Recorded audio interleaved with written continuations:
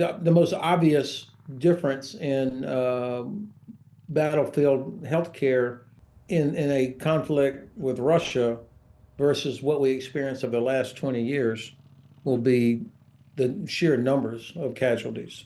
I mean, we see that from watching Russia's war against Ukraine, the amount of artillery, the type of combat, the numbers will be significant. So you'll need to have a battlefield healthcare infrastructure that can absorb and handle those kinds of numbers.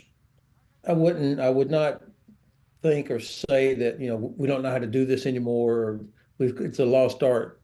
Not so. Soldiers uh, are willing to do a lot of things because they have so much confidence in their military health care that if they get wounded, first of all, the equipment, the vehicles, everything is designed now so much better than what it was 20, 25 years ago. So more and more soldiers survive catastrophic explosions, let's say, than they did in the past because of what we've learned about individual equipment and the how to vehicles. That doesn't mean there won't be enormous detonations of tanks or armored vehicles like we see on video sometimes, but nonetheless, a soldier has a better chance of surviving today because of the equipment and the training and what we have learned after 20 years in Iraq and Afghanistan about individual first aid. I'm not talking about scale now, but I'm talking about in terms of quality of what can happen on the battlefield, what soldiers can do with each other. I mean, this is normal training for young soldiers is first aid. So that still happens, and we're just better at it now than we used to be. You mentioned like a Chinook would come in, or we have a Black Hawk, the medevac helicopter, which is specially equipped to pull somebody out of that's been terribly wounded that can get them back with care en route.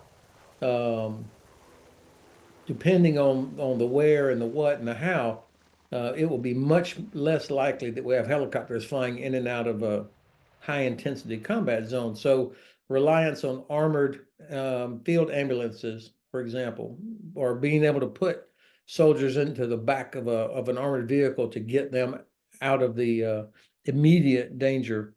We're going to have to practice how to do that again. I think mechanized units probably do practice it somewhat, but that will become more prevalent as part of training and preparing for medical evacuation. Now, none of us has enough medical professionals in the formation. We never have. The U.S. has always relied on mobilization of doctors who, in their normal life, they are actually doctors working at whatever, but perhaps they got their commission or they were sent to medical school by the military to pay for it so that they could be called as reserve. You'd never find a doctor in a battalion, for example, in the U.S. Army, but there will be a doctor somewhere that's working at a hospital in Boston or Dallas or Miami or whatever. That doctor would be aligned against a battalion somewhere in the Army. And if we did deploy, they would join us in time. So making sure that you've got the ability to expand the healthcare personnel. The logistics of medicine are just as important as the other more traditional logistics of ammunition, fuel, repair parts, all those kinds of extra tires, whatever.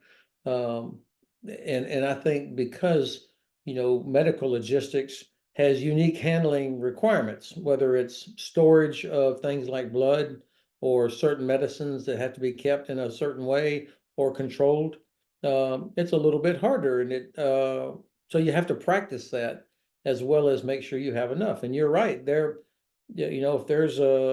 if Russia has made the decision to attack a NATO country, they have already made the terrible decision to launch missiles against infrastructure and civilian targets. So the healthcare, we can't just assume that the main hospital in Thailand will be available for wounded British soldiers. But you can imagine, I'm looking out my window now at this is a very Oh, large, lovely. okay, it's a huge building. It was built back in the 20s or 30s. It's now Goethe University here in Frankfurt, okay? But that's 1, 2, 3, 4, 5, 6, 7, 8 stories, long halls, hundreds of rooms. It would take,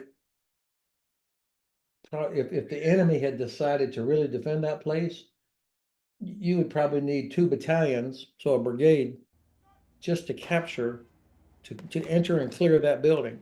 Because when you clear a room, you don't just keep going down the hall, somebody has to stay, so you have to, and then you can have enormous casualties in that. Lots more casualties because of the intensity, the ferocity, buildings collapse. I mean, more casualties there than if you're sitting in trenches and the enemy is attacking you. So you see there, depending on the type of operation, and then this is where part of the planning process, you've got logistics planners, you have a medical planner on a staff, and they have to anticipate, okay, we're doing this operation over this amount of time, and then they do the math literally to figure out what's going to be needed. But I'm pretty sure that British Army have been thinking about this problem for quite some time. When I was still in the Army, I retired 6 years ago, we used to have these planning manuals that would give you logistics estimates for this type of unit, this type of operation, armor brigade in the attack, assume X number of casualties, X million liters of fuel, X amount of ammunition. And these were based predominantly on World War II numbers. I don't know that those have been updated. That would be worth asking if the British Army has updated their logistics estimates manuals based on our own experiences, common sense, and then applying the intensity of what we're seeing in Ukraine.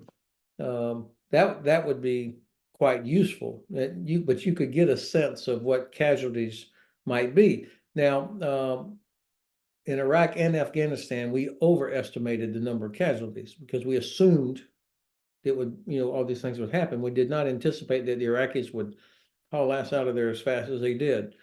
So, thankfully, we did not have the number of casualties that we anticipated. But you still have to kind of plan so that you think, okay, we're going to need X thousands of first aid kits. We're going to need X hundreds of bed spaces. Because that's how you determine what size hospital you need, given type of operation, type units, size units.